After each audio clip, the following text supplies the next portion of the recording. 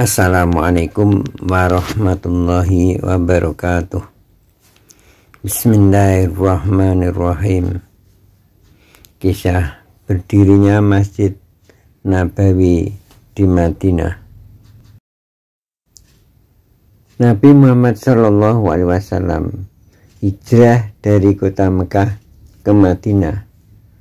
Pertama kali beliau berada di rumah Abu Ayyub Al-Ansari. Beliau Nabi Muhammad SAW singgah di rumah Abu Ayyub Al-Ansari berada di lantai bawah, sedangkan Abu Ayyub Al-Ansari berada di lantai yang kedua. Namun setelah dipikir-pikir, Abu Ayyub pindah, yaitu Nabi Muhammad diminta untuk yang di atas, sedangkan Abu Ayyub di lantai yang bawah. Selang beberapa hari, beliau ingin mendirikan masjid. Adapun tempat yang akan didirikan masjid adalah tempat di mana waktu unta tunggangannya itu berhenti waktu hijrah pertama kali. Unta itu berhenti di tempat pengeringan kurma, yaitu tanah milik Suhail dan Sahal. Suhail dan Sahal adalah seorang anak yang masih kecil dalam keadaan yatim. Nabi Muhammad SAW memanggil kedua anak yatim itu, yaitu Suhail dan Sahal. "Wahai Suhail dan Sahal, kami akan membeli tanah milikmu. Di sini akan saya dirikan masjid dan rumah." Anak itu menjawab, "Tidak, wahai Rasulullah, tanah ini saya berikan kepada Rasulullah." Namun Nabi Muhammad SAW tetap membelinya. Suhail dan Sahal adalah anak yatim dari Bani Najjar. Maka Rasulullah SAW memanggil Bani Najjar untuk membeli tanah tersebut. "Wahai Bani Najjar, belilah harga tanah ini."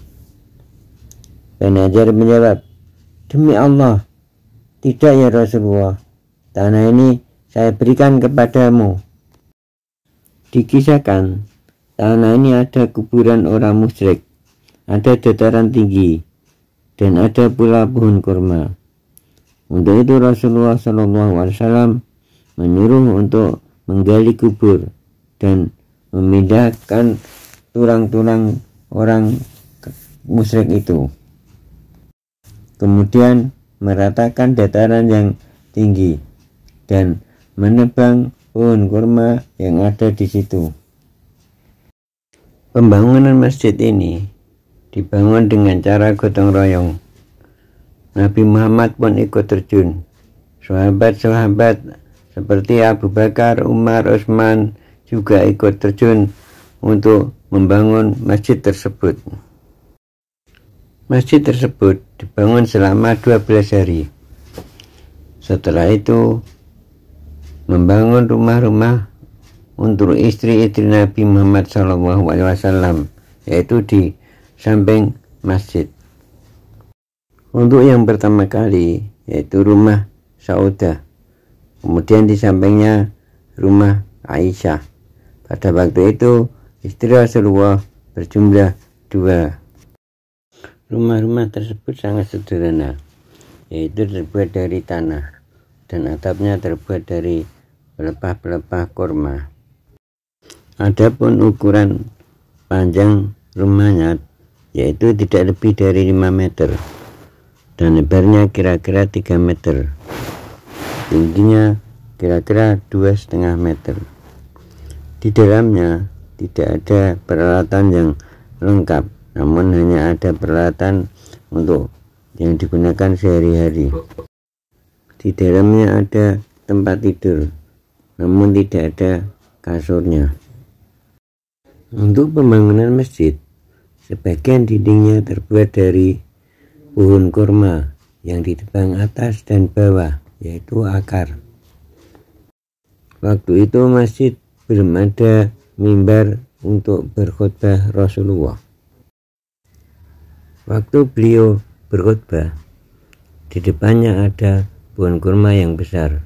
Ketika beliau lelah, beliau bersandar di pohon kurma tersebut.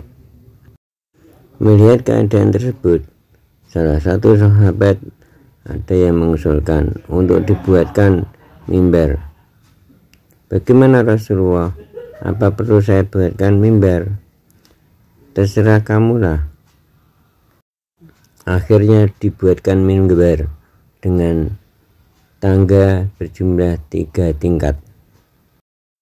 Karena sudah ada mimbar, maka Rasulullah SAW kalau berkhutbah di atas mimbar tersebut.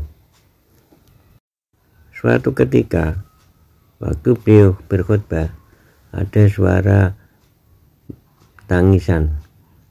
Tangisan itu semakin lama semakin keras, seperti unta kalau sedang menangis. Setelah diperhatikan, ternyata suara tangisan itu adalah dari pohon kurma yang besar yang sering dibuat untuk bersandar Rasulullah SAW waktu khutbah keadaan lelah. Mengetahui hal itu, Rasulullah kemudian memeluk pohon tersebut.